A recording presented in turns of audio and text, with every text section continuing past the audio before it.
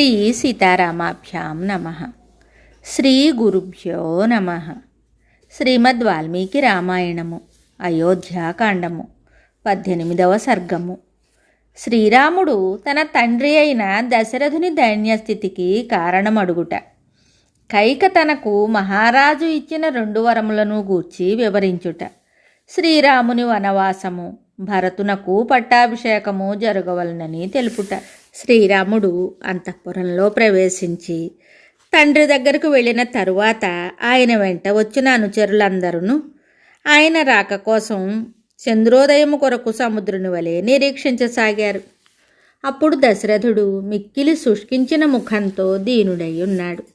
శ్రీరాముడు చక్కని బంగారు తల్పంపై కూర్చొని ఉన్న తండ్రిని చూశాడు. కైకేయి దేవియు ఆయన ప్రక్కనే ఉంది. ఆ శ్రీరాముడు తండ్రిని చూడగానే వినమ్రుడై మొదట ఆయనకు పాదాభివందనం ఆచరించాడు. తరువాత సావధానుడై తల్లి కైకేయి పాదములకును నమస్కరించాడు.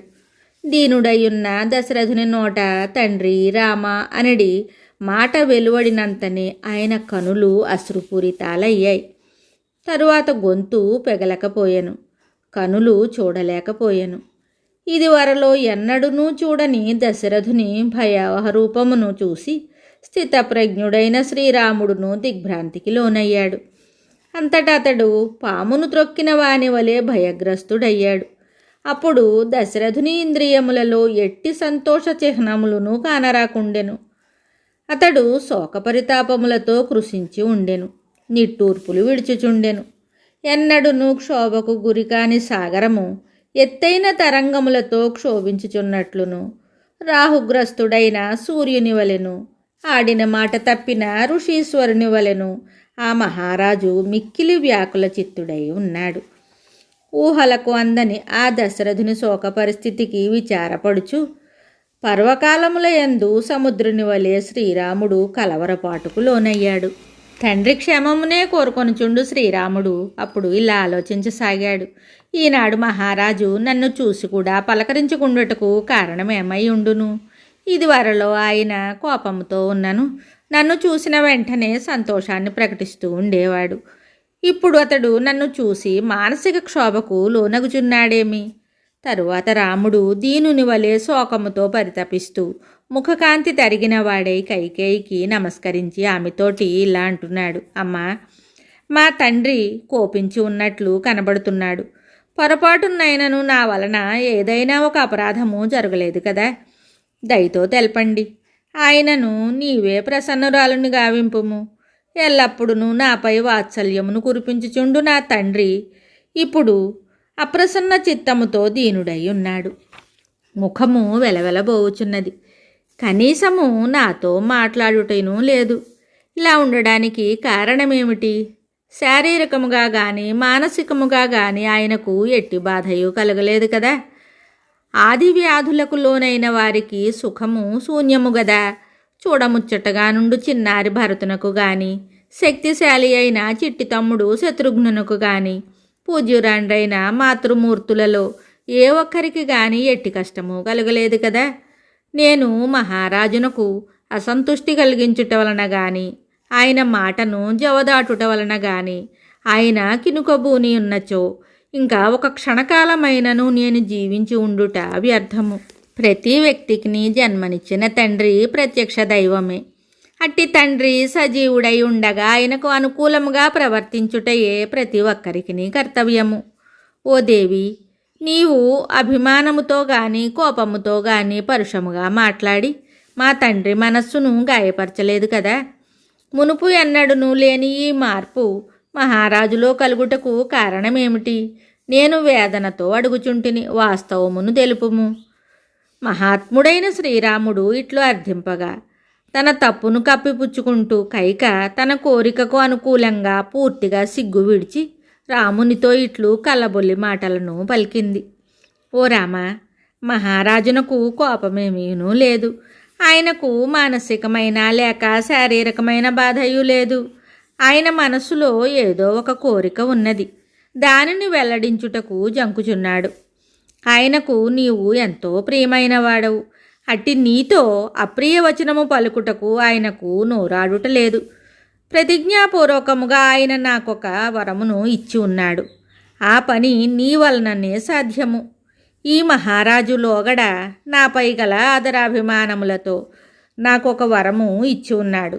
ఇప్పుడు ఆ విషయమున ఒక పామరుని వలె పశ్చాత్తాపపడుచున్నాడు. పూర్వము ఈ నరేంద్రుడు ప్రమాణపూర్వకంగా నాకు వరమును ఇచ్చి ఉండెను. ఇప్పుడు దానిని పరిహరించుటకు, దాని నుండి తప్పించుకొనుటకు వ్యర్థముగా ప్రయత్నిస్తున్నాడు. నీరంతయు పోయిన తరువాత నీరు లేని చెరువునకు అడ్డుకట్ట వేయుటకు పూనుకొనుట వ్యర్థము కదా.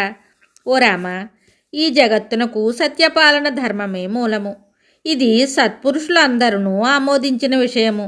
అయితే ఈ మహారాజు నీ ప్రయోజనము కొరకై ఆ సత్యరూప ధర్మమును ఉల్లంఘించుటకై నాపై రుసరుసలాడుచున్నాడు. ఆయన ఆ ధర్మమును పాటించున్నట్లు నీవే చూడవలెను.